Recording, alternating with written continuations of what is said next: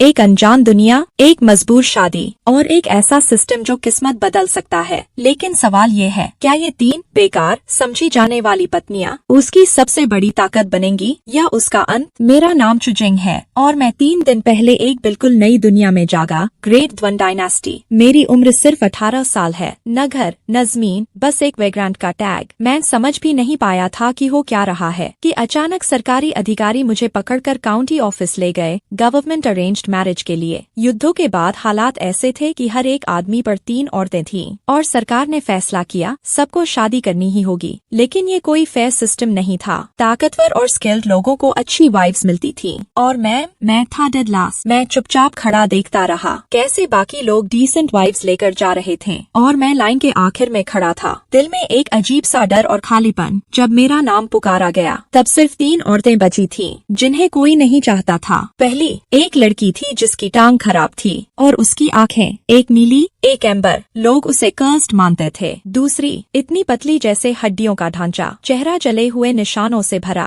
और वो अपने चेहरे को कपड़े से छुपा रही थी, डर से कांपती हुई। तीसरी एक टूटी हुई दरवाजे पर बेहोश पड़ी थी, पूरे शरीर पर लाल दर्दनाक रैशेस, जैसे जिंदगी उससे छीन ली गई हो। क्लर्क ने ठंडे स्वर में कहा, तीनों को ले जाओ। मैं हक्का बक्का रह गया। मैं खुद को ही मुश्किल से संभाल पा रहा हूँ, लेकिन उन्होंने डील मीठी कर दी। 5 एकर्स लैंड। सुनने में अच्छा लगता है, लेकिन सच्चाई? वो जमीन नदी के किनारे थी जो हर साल फ्लड हो जाती थी और अगले साल तक मुझे आधा टेल सिल्वर टैक्स देना था। ऐसी जमीन पर जो कुछ उगाती ही नहीं। उन्होंने ये भी कहा, अगर बच्चे होंगे तो टैक्स कम होगा। एक बच्चा 10% कम, 5 बच्चे 0 टैक्स। मैंने अपनी तीनों बीमार टूटी हुई पत्नियों को देखा और अंदर से हंसी आई, दर्द भरी हंसी। मेरे पास कोई चॉइस नहीं था। मना करता तो जेल या आर्मी और ये औरतें बेच दी जाती। तो मैंने मुस्कुराकर थैंक यू कहा, जबकि वो मुस्कान अंदर से टूट चुकी थी। गांव के लोग हंस रहे थे, ब्लैकस्मिथ मजाक उड़ा रहा था, स्कॉलर ताने मार रहा था। सब कह रहे थे बेकार आदमी को यही मिलता है। मैं खड़ा था, हाथ में 3 मैरिज पेपर्स, सामने मेरी नई पत्नियां, एक कमजोर, एक डरी हुई, एक लंगड़ाती हुई। और मैंने सोचा, क्या इससे भी बुरा कुछ हो सकता है? तभी एक आवाज मेरे दिमाग में गूंजी, love your wife to grow stronger, system successfully bound. मैं चौंक गया। ये क्या था? अब मेरी ताकत का रास्ता था अपनी पत्नियों का ख्याल रखना और मेरे पास सिर्फ 10 सेकंड्स थे कुछ अच्छा करने के लिए, पहला रिवॉर्ड अनलॉक करने के लिए। शायद ये डिजास्टर मेरी सबसे बड़ी अपॉर्चुनिटी बन सकता था। काउंटडाउन खत्म होने वाला था। मैंने जल्दी से अपनी कोट उतारी और उस लड़की लिनरो के कंधों पर डाल दी जिसकी आंखें अलग अलग रंग की थीं। मैंने धीरे से कहा, डरो मत। उसने मुझे ऐसे देखा जैसे किसी ने पहली बार उसके साथ इंसान जैसा व्यवहार किया हो। उसकी आंखें लाल हो गईं, आंसू आने वाले थे। सिस्टम एक्टिवेट हुआ। मुझे मिले 10 केयर पॉइंट्स, थोड़ा राइस और एक बिगिनर गिफ्ट पैक जिसमें एडवांस्ड मेडिकल नॉलेज था, मॉडर्न प्लस ट्रेडिशनल दोनों। मेरे दिमाग में अचानक ज्ञान भर गया और एक छोटा स्टोरेज स्पेस भी मिल गया, बस एक कोड देने पर। इतना बड़ा रिवॉर्ड। लेकिन असली प्रॉब्लम अब शुरू हुई। लिनेरो किसी तरह चल सकती थी,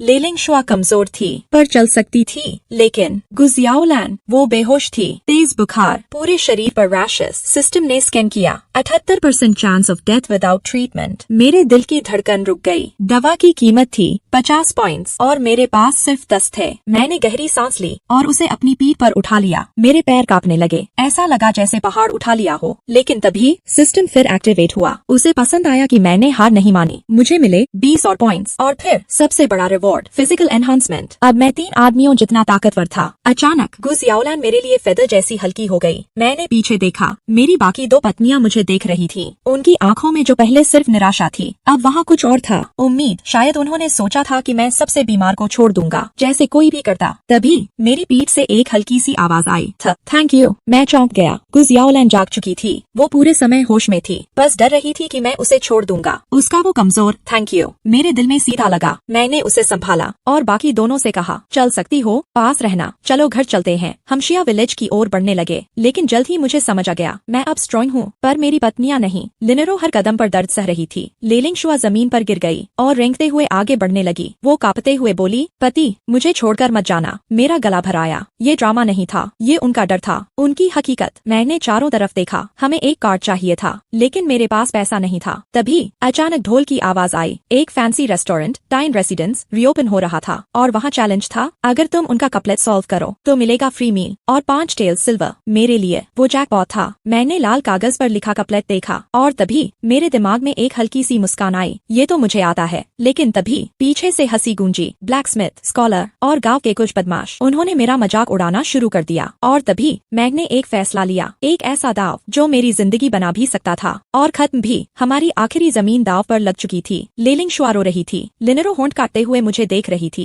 उसकी आंखों में डर साफ दिख रहा था। उनके लिए मैं अब एक पागल जुआरी बन चुका था। लेकिन मैंने बिना कुछ बोले कॉन्ट्रैक्ट पर अपना हैंडप्रिंट लगाया, कागज मोड़ा और सीधे रेस्टोरेंट के दरवाजे की तरफ बढ़ गया। मेरे फटे हुए कपड़े देखकर शॉपकीपर ने शक भरी नजर से देखा। भीड़ में खड़े स्कॉलर्स और अमीर लोग मेरा मजाक उड़ा रहे थे। ऊपर खिड़की से एक अमीर लड़की देख रही थी। उसे पूरा यकीन था मैं फेल होने वाला हूँ। मैंने एक बार फिर कपलेट को देखा और हल्का सा मुस्कुराया। आंसर पहले से तैयार था। भीड़ हंस रही थी। ब्लैकस्मिथली चिल्लाया, शेखी मत बघार। स्कॉलर वोंग ने सिर हिलाया। मैंने सबको हंसने दिया। जब हंसी अपने पीक पर पहुंची तभी मैंने बोलना शुरू किया, a guest visit Stein residence. Residence Stein welcomes the guest. पूरा माहौल एकदम शांत, ऐसा सन्नाटा कि सुई गिरने की आवाज भी सुनाई दे। लोग अपने दिमाग में दोबारा दोहरा रहे थे, फॉरवर्ड पढ़ो, बैकवर्ड पढ़ो। दोनों तरफ से परफेक्टली काम करता था। और सबसे बड़ी बात, उसमें टैवर्न का नाम भी परफेक्टली फिट हो गया था। शॉपकीपर पागल हो गया खुशी से। वो उछल पड़ा, यंग मास्टर, यंग मास्टर। उसने तुरंत आदेश दिया, 5 टेल सिल्वर लाओ और मेरे सम्मान में बैंक्वेट तैयार करो। स्कॉलर लोग जो अभी हंस रहे थे अब चुप थे,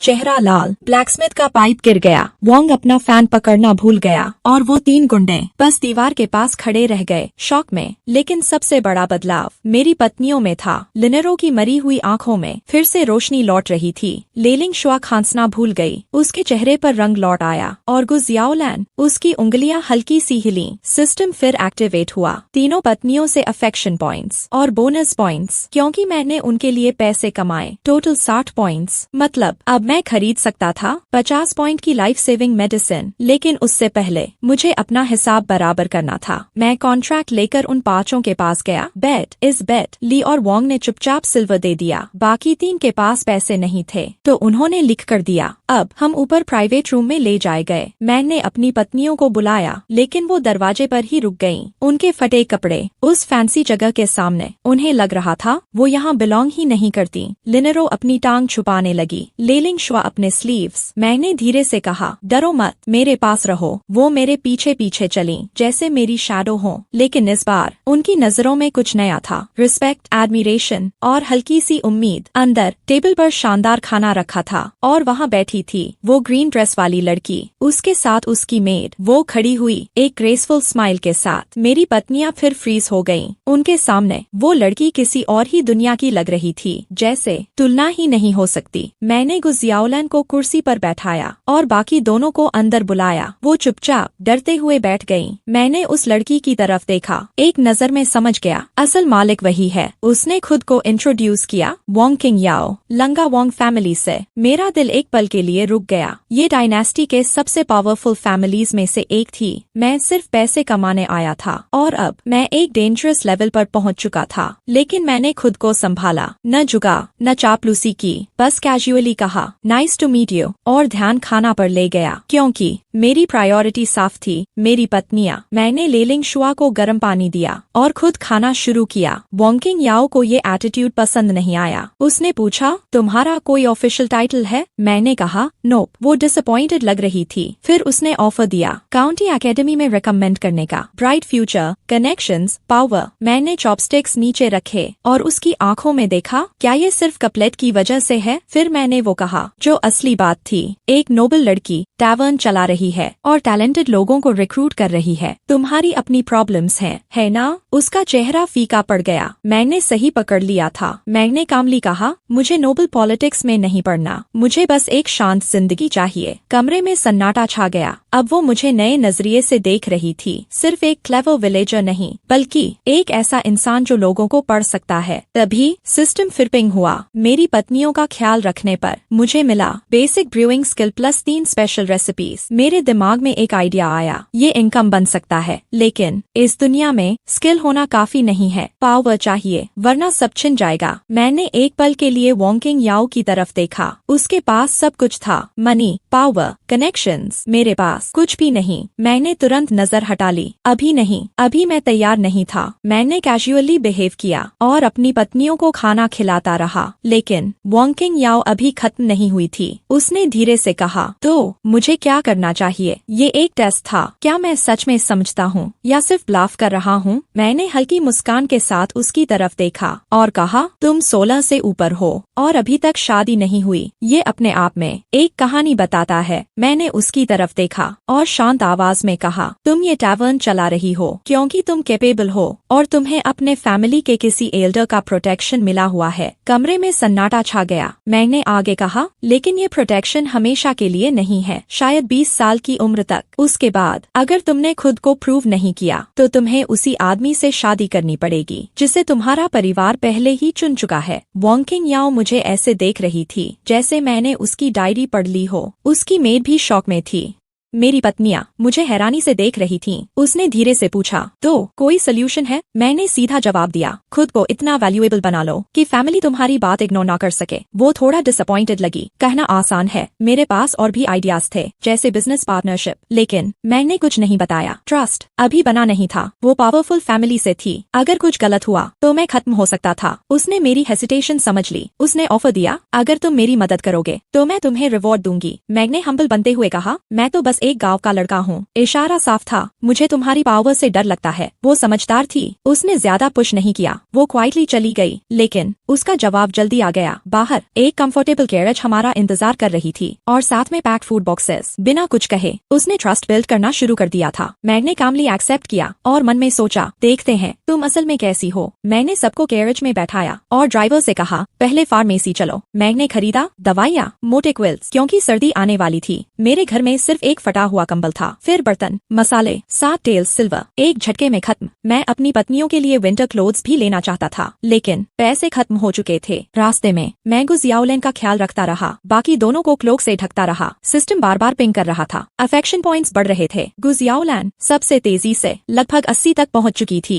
भले ही वो बेहोश थी, लेकिन उसे सब महसूस हो रहा था। मैंने तुरंत सिस्टम स्पेस से एंटी एलर्जी पोशन निकाला और उसे पिला दिया। बाकी दोनों मुझे शॉक में देख रही थी, लेकिन कुछ पूछा नहीं, सिर्फ आंखों में ग्रैटिट्यूड था। तभी सिस्टम ने एक बड़ा रिवॉर्ड दिया, परफ्यूम, सोप, रिफाइंड सॉल्ट की रेसिपीज और सिस्टम स्टोरेज में सॉल्ट और शुगर का स्टॉक। इस जमाने में ये सब सोने से कम नहीं था। मैंने सोचा ये बिजनेस बन सकता है, और अनजाने में मेरा दिमाग फिर वॉन्किंग याओ की तरफ गया। शाम तक हम एक्साये विलेज पहुंच गए। जैसे ही कैरेज गांव में दाखिल हुई, पूरा गांव देखने आ गया। इतनी फैंसी कैरेज उन्होंने कभी नहीं देखी थी, लेकिन जैसे ही वो मेरी टूटी हुई झोपड़ी के सामने रुकी, सब कुछ बदल गया। जीन पहले ही अफवाह फैला चुका था। भीड़ चिल्लाने लगी, एक बीमार, एक बदसूरत, एक शैतान आंखों वाली, इन्हें गांव से निकालो, ये बदकिस्मती लाएंगे। मेरे पीछे मेरी पत्नियां टूट गईं। लिनेरो की आंखें फिर से खाली हो गईं। लेलिंग शुआ मेरा हाथ पकड़कर रोने लगी। गुज याओलैन मेरी पीठ पर कांप रही थी। कुछ ही सेकंड में उनकी सारी उम्मीद खत्म हो गई, और उसी पल मेरे अंदर कुछ टूट गया। ये औरतें बस जीना चाहती थीं, और ये लोग उनसे वो भी छीनना चाहते थे। मैं आगे बढ़ा, उनके सामने खड़ा हो गया और धीरे से कहा, बोलना खत्म हो गया। मेरी आवाज ऊंची नहीं थी, लेकिन पूरी भीड़ चुप हो गई। मेरी आंखों में कुछ बदल चुका था, लेकिन जीन और उसके साथी नहीं रुके। वो भीड़ को भड़का रहे थे। असल में उन्हें मुझे पैसे देने थे और वो बचना चाहते थे। मेरी पत्नियां मुझे रोकने लगीं, चलो यहाँ से। वो मुझे बचाना चाहती थी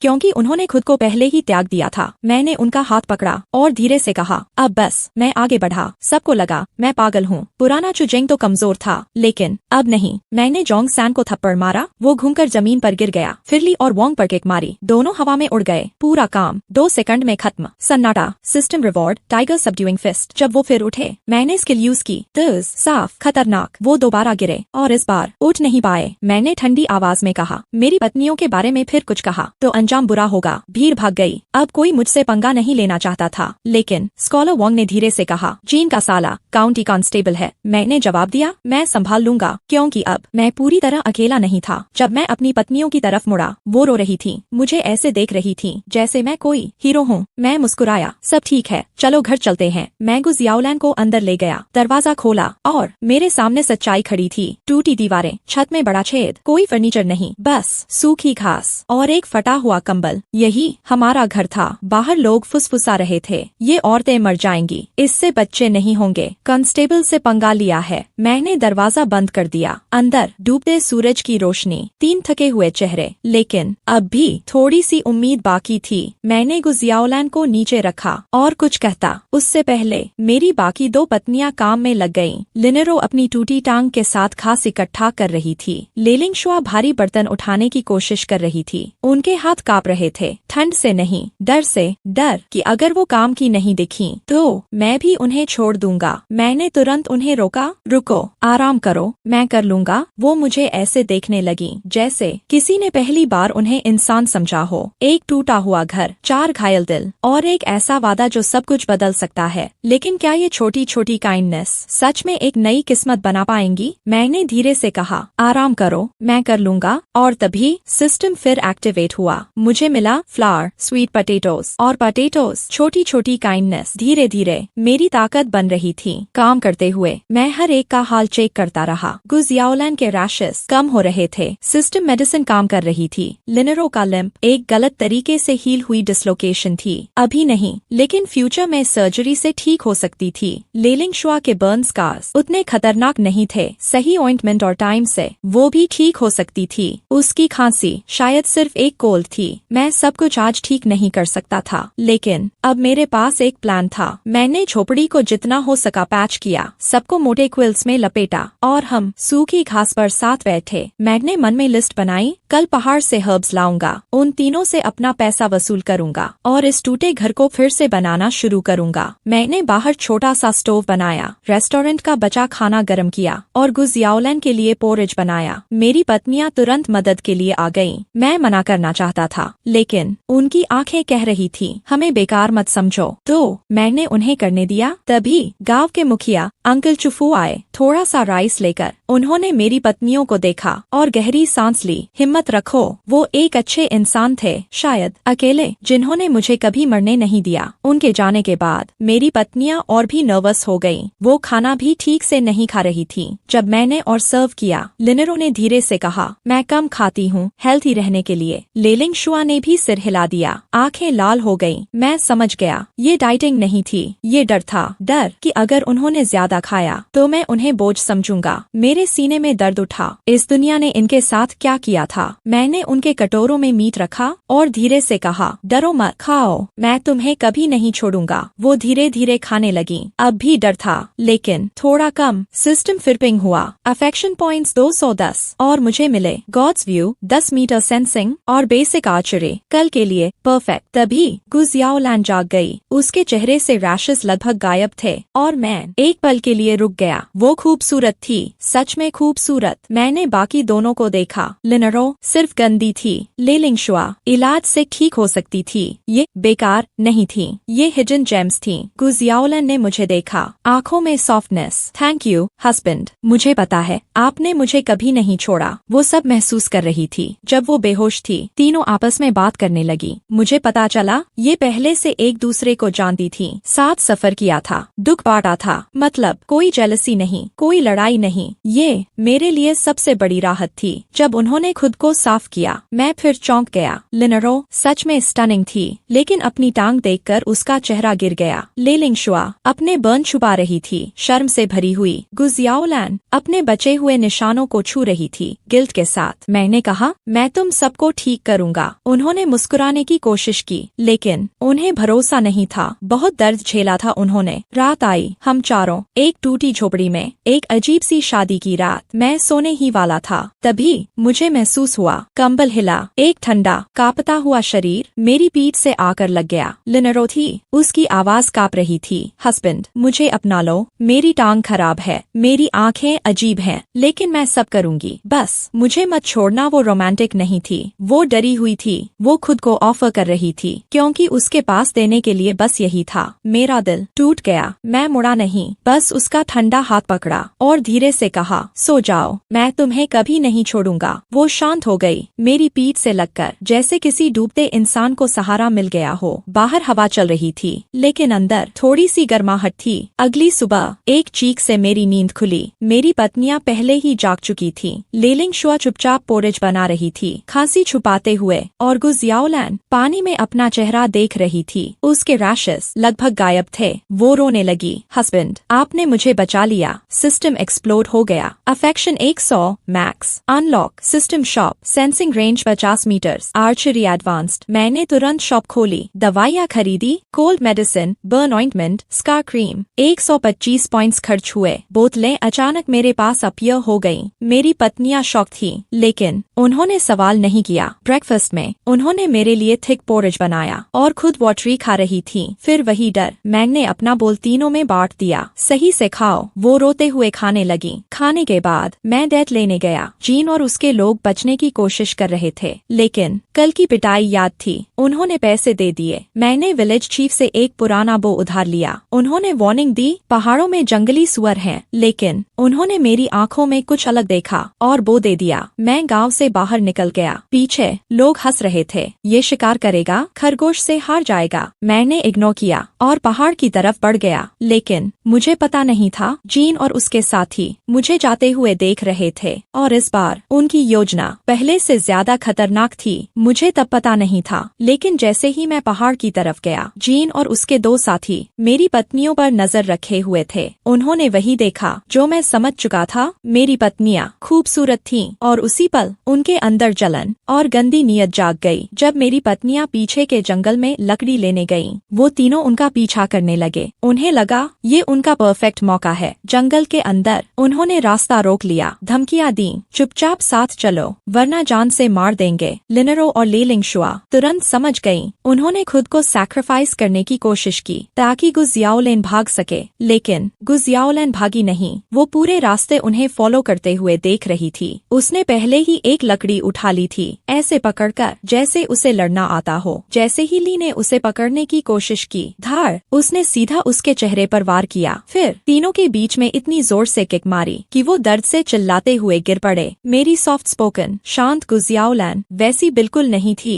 जैसी वो दिखती थी। उसने एक बड़ा पत्थर उठाया और उनकी तरफ बढ़ी। जीन रोते हुए बोला, मुझे मत मारो। तभी लिनेरो ने उसे रोक लिया। उन्हें मारोगी तो परेशानी होगी। गु जियाओलैन रुक गई, लेकिन उसने पत्थर उनके ग्रॉइन पर दे मारा। तीनों बेहोश हो गए। फिर उसने दोनों की तरफ देखा। तुम भी लड़ना सीखो, हमेशा बोझ नहीं बन सकते। पहले उनके हाथ कांप रहे थे, फिर नहीं कांपे। उन्होंने पत्थर उठाए और उनकी टांगे तोड़ दी। बार बार मारा जब तक हड्डियां टूट नहीं गईं। आखिर में गु जियाओलैन ने उन्हें रोका और तीनों एक दूसरे से लिपटकर रोने लगी। डर कि मैं गुस्सा हो जाऊंगा, उन्हें छोड़ दूंगा। गु जियाओलैन ने धीरे से कहा, वो हमें नहीं छोड़ेगा। और सच भी यही था। कौन विश्वास करेगा? 3 आधिमरी औरतें 3 आदमियों को हरा दें, कोई नहीं। वो लकड़ियां उठाकर उनके ऊपर से गुजरते हुए घर लौट आईं। जब मैं वापस आया, मेरे पास था 2 खरगोश, 3 जंगली मुर्गियां और हर्ब्स से भरी टोकरी। गांव वाले हैरान थे। अब कोई मेरा मजाक नहीं उड़ा रहा था। घर पहुंचा तो धुआं उठ रहा था। मेरी पत्नियां काम कर रही थीं। लिनेरो आग जला रही थी।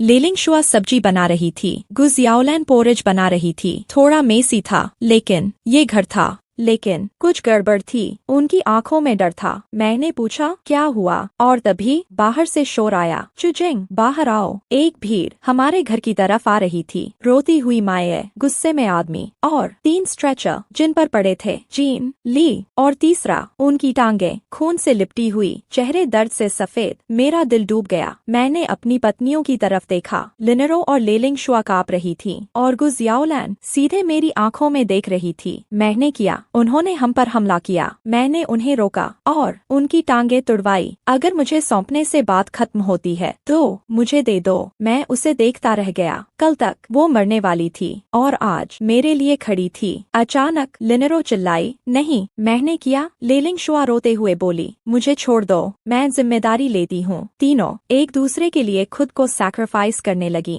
मेरे अंदर कुछ टूटा और फिर आग बन गया। मैं गुस्सा नहीं था उन पर, नहीं, मैं गुस्से गुस्से में था उन जानवरों पर जो मेरी पत्नियों पर हाथ डालने आए थे। मैं बाहर निकला, भीड़ चिल्ला रही थी, इन औरतों को पकड़ो, इन्हें सजा दो। कुछ लोग मुझ पर झपटे, लेकिन कुछ ही सेकंड में वो जमीन पर थे। सन्नाटा। मैंने शांत आवाज में पूछा, ये सब हुआ कहाँ? जीन बोला, पीछे के पहाड़ में। मैंने सिर हिलाया और धीरे से कहा, 3 आदमी मेरी पत्नियों के पीछे जंगल में क्यों गए थे? उनके चेहरे सफेद पड़ गए। कोई जवाब नहीं। भीड़ बदलने लगी। ब्लैकस्मिथ बोला, ये सस्पिशियस है। स्कॉलर ने नियम की बात की। लोग फुसफुसाने लगे। 3 आदमी औरतों के पीछे जंगल में, मतलब साफ था। मैंने आखिरी वार किया। कानून के हिसाब से औरत पर हमला करने की कोशिश 100 लैशेस प्लस एक्साइल। मेरी पत्नी ने खुद को बचाया है, वो दोषी नहीं है। आधा सच आधा ब्लफ, लेकिन काम कर गया। उनके परिवार डर गए, पीछे हटने लगे। गलतफहमी थी। मैंने रोक लिया, इतना हंगामा करके अब ऐसे नहीं जा सकते। उन्होंने कहा, कोई यकीन नहीं करेगा कि ये औरतें उन्हें हरा सकती हैं। मैं मुस्कुराया, यही तो बात है। जज तुम्हारी कहानी पर हंसेगा, लेकिन असॉल्ट का केस सीरियसली लेगा। स्ट्रेचर पर पड़े तीनों गुस्से से कांप रहे थे, लेकिन सच बोल भी नहीं सकते थे। तभी अंकल चुफू आगे आए और बोले, मैं गवाही दूंगा, ये लोग चुजिंग की पत्नियों के पीछे गए थे, गलत इरादे से। पूरा माहौल बदल चुका था। मैंने 5 उंगलियां उठाई। हर परिवार से 5 टेल्स सिल्वर। मेरी पत्नियों को डराने और उनकी इज्जत खराब करने का मुआवजा दे दो।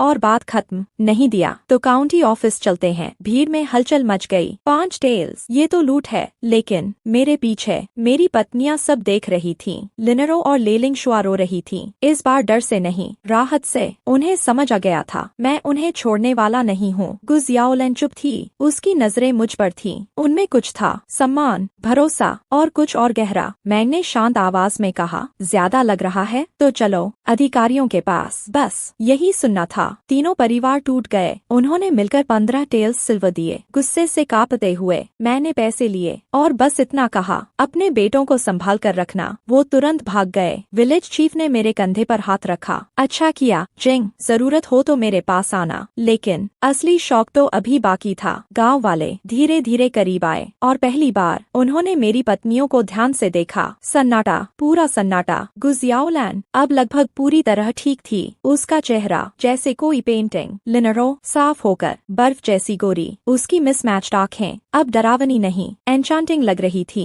लेलिंग शुआ अभी भी चेहरा छुपा रही थी, लेकिन उसकी आंखें और उसका अंदाज किसी को भी रोकने के लिए काफी था। हर किसी के दिमाग में एक ही बात थी, ये बोझ नहीं, खजाने हैं। ब्लैकस्मिथ अपनी पत्नी को देखकर शर्मिंदा था। स्कॉलर वोंग जमीन में गिर जाना चाहता था। विलेज चीफ हंसकर बोला, तू भाग्यशाली है, इन्हें संभाल कर रखना। भीड़ चली गई, लेकिन उनकी आंखों में जलन छोड़कर मैंने कहा, उन्हें इग्नोर करो, चलो खाना खाते हैं, फिर मैं मार्केट जाऊंगा और तुम्हारे लिए विंटर क्लोथ्स लाऊंगा। मेरी पत्नियां हल्का सा मुस्कुराईं। पहली बार उन्हें सिर्फ शर्म नहीं, एडमिरेशन भी महसूस हुआ। लेकिन खतरा अभी खत्म नहीं हुआ था। उधर जीन का बाप कसम खा रहा था, चुजिंग को इसकी कीमत चुकानी पड़ेगी। तीनों परिवार मिलकर प्लान बना रहे थे। उनका ट्रम्प कार्ड एक काउंटी कांस्टेबल, जीन का रिश्तेदार। उनकी योजना गंदी थी। वो रिपोर्ट करेंगे कि इतनी खूबसूरत औरतें चुजिंग के लायक नहीं और उन्हें वापस ले जाकर किसी और को दे दिया जाए। मुझे कुछ पता नहीं था। मैंने एक बैलगाड़ी किराए पर ली और अपनी पत्नियों को लेकर होंग काउंटी गया। मैंने शिकार बेचा और फिर गया जिहंग फार्मेसी। सुना था वोंग फैमिली की है। मैंने अपने हर्ब्स निकाले, 3 जंगली जिनसेंग 50 साल पुराने और बाकी रेयर हर्ब्स। शॉपकीपर ने हमें देखा और तुरंत फैसला कर लिया, गांव वाले बेवकूफ। उसने कहा, 1-2 सिल्वर पर रूट, टोटल 4 सिल्वर। मैं समझ गया, ये धोखा है। सिस्टम पहले ही बता चुका था, हर जिनसेंग 5-6 सिल्वर। मैं बोलता उससे पहले गुजियाओलन आगे आई। उसने इतनी डिटेल में जिनसेंग एक्सप्लेन किया, root density, skin colour, pearl spots, और बोली 5 सिल्वर पर रूट फेयर प्राइस है। शॉपकीपर का चेहरा उतर गया। फिर लेलिंग शुआ बोली, धीमी आवाज लेकिन एकदम शार्प। उसने हर हर्ब का नाम लिया, क्वालिटी बताई, मार्केट प्राइस बताया, एक भी गलती नहीं। और फिर लिनरो भी जुड़ गई, सांची के बारे में एक्सपर्ट जैसी बात। अब शॉपकीपर पूरी तरह फंस चुका था। मैं चुपचाप खड़ा था। गर्व से मेरी पत्नियां अब बोल रही थीं अपने हक के लिए, लेकिन मेरे दिमाग में एक सवाल घूम रहा था, ये सब इन्हें कैसे पता है? ये साधारण लड़कियां नहीं थीं, बिल्कुल नहीं। मैंने दबाव बनाया और आखिर हमें मिला 18 टेल्स प्लस 5 चिन। हम दुकान से बाहर निकले। मेरी पत्नियां हल्का ब्लाश कर रही थीं, लेकिन उनकी आंखों में पहली बार प्राइड था। मैंने कहा, चलो अब कपड़े खरीदते हैं, लेकिन हम पहुंच ही नहीं पाए। अचानक दरवाजा जोर से खुला। चिंगा अंदर भागी रोते हुए। उसके पीछे लोग एक स्ट्रेचर लेकर आए जिस पर पड़ी थी वोंग किंग याओ, भीगी हुई, सफेद चेहरा, सांस नहीं। वो पानी में गिर गई। पुराना डॉक्टर आया, पल्स चेक की और सिर हिला दिया। खत्म, अब कुछ नहीं हो सकता। मेरा दिल बैठ गया, लेकिन मेरे दिमाग में कुछ और चल रहा था। Medical knowledge. मैं आगे बढ़ा, उसकी नेक पर हाथ रखा और मुझे पल्स महसूस हुआ, बहुत हल्का लेकिन जिंदा। डॉक्टर गुस्से में चिल्लाया, ये लड़का क्या कर रहा है? लोग शक से देखने लगे। चेंग ने पूछा, तुम्हें कितना यकीन है? मैंने उसकी आंखों में देखकर कहा, 100%। ये मरी नहीं है, सफोकेटिंग है। अभी एक्शन लिया तो बच सकती है। डॉक्टर रोकने आया, लेकिन गुजियाओलिन बीच में खड़ी हो गई। उसने कुछ नहीं कहा, बस मेरे सामने खड़ी हो गई। उसकी आंखों में साफ लिखा था, मुझे अपने पति पर भरोसा है। कमरा फिर से सन्नाटे में डूब गया। भीड़ गुस्से में थी, हालात बेकाबू थे,